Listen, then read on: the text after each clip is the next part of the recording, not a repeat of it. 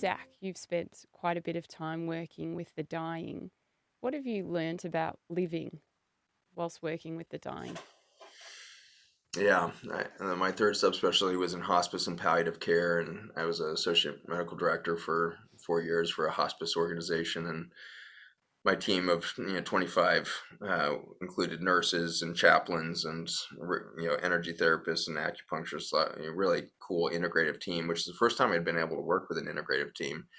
When you're working in the hospitals, you're simply it's you and the rest of the pharmaceutical industry working to try to patch things up. So hospice was an awesome transition for me. It was after I left academia. I did my hospice subspecialty outside of academia, with this hospice group, and really got to work with an integrative team that was freed up from kind of the confines of the marbled halls of academia and was really a real world application of how do we care for people.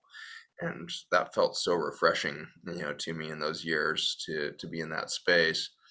But we were admitting, 80 patients a week, to our single service, and there were 6 services, within our organization. So we were, there are a lot of death and dying that you see over the course of 4 years at that kind of pace. And your question is, very well asked, in that, the best learning grounds, I think, for anything is when that thing comes to an end.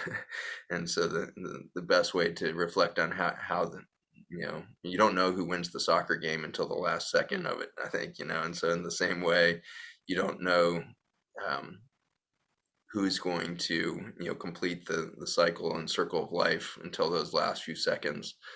And unfortunately, in the hospital setting, it was very rare that I got to see a healthy death, in that the person was actually awake and not drugged into a coma, and able to talk and not on a respirator and things like this. So as I started to get to see patients who had returned home to live out this last chapter of their lives, I got to hear a lot more from patients of what this experience is like as you start to let go of the body and the frailty and limitations of the human mind.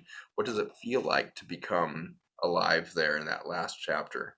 And it was beautiful to witness and learn from this really incredible reality that we are all capable of so much more life when we stop clinging to it.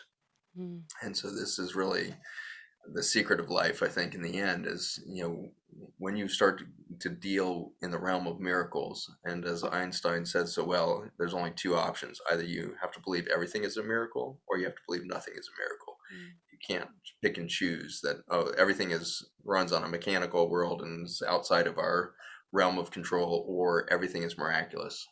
You can't pick and choose. And I think as you get around death and dying, you realize everything is miraculous. And I certainly saw that on the other side of the bookends of life when I was working with the midwives in the Philippines. Of, you can't watch a child's birth and not believe in miracles. Mm. The complexity of an infant coming out of the womb perfectly knit together defies all logic, defies all mathematical likelihoods that this thing emerges again and again in this exquisite design, such that it would bring about the incredible combination of a body capable of resonating in an energy field that we would call a soul, and then a mind that would be able to translate that into some sort of human expression of this ancient entity that leaps into the world through the belly of a woman, through the birth canal, out through that vaginal canal into the world around it, to be witness to what nature has done around it, and to be a part of that integrated nature.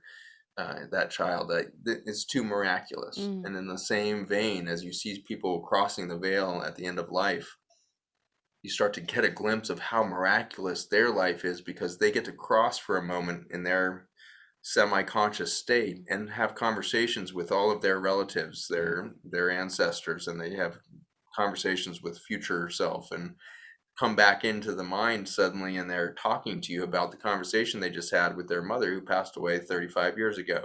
And they are able to completely erase that confines of the time space continuum that we seem to be limited to in this third dimension of our current human existence, or our sense of human reality.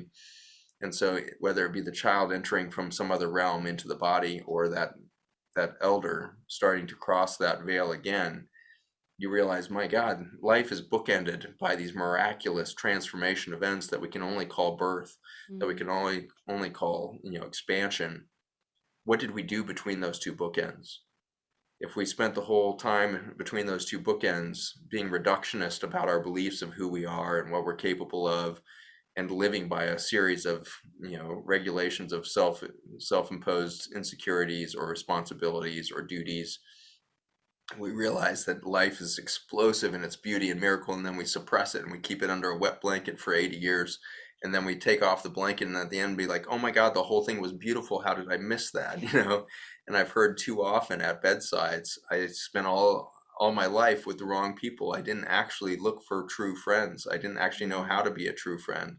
I spent my years working for things I didn't care about instead of spending time with my children or grandchildren. I spent too much time, worrying about myself rather than understanding how to see other people.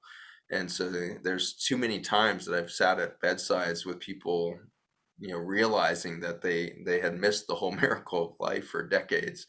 And so it made me really eager to find in myself a way of being that would not cling to life itself. And Mm. I've been blessed by an incredible group of integrative practitioners around me that helped me run my clinics and all that over the years. And I feel like I was really the first patient to be healed and maybe the first human to be birthed out of my clinic system, because I was so in need of my own medicine. I was Mm. so in need of the opportunity to expand and let go of my sense of duty to my patients, my sense of responsibility for preserving life as a doctor, my sense of, fear of death.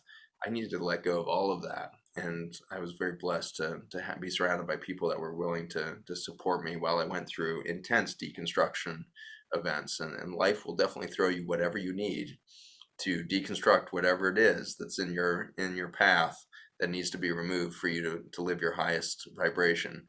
And I think ultimately the prayer that we could all utter today is, I am willing. Yeah. I am here. I'm willing to be me. I'm willing to vibrate at my highest vibration. And if you're really willing to do that, you're going to have to let go of the facade that you've put up of who you are. You're going to have to let go of the facade of relationships that aren't good for you, that are codependent for you or whatnot. You're going to have to really let go of what it is that you've built for yourself. And you're going to have to allow that deconstruction to start to happen so that you can be you. And when Mm. you do, it's amazing the rebirth process that can happen Mm. in your body. You don't have to wait till the grave to let go of all the fears and insecurities and self-doubt that has put the wet blanket on the miracle that you're here right now. And that's the journey that I think I've been on for the last 12, 14 years. And I think it's the journey that each of us are on. And I'm excited to say that I think it's accelerating. I think what Yeah. we're seeing these last couple of years is a pressure cooker that's forcing us to make these changes.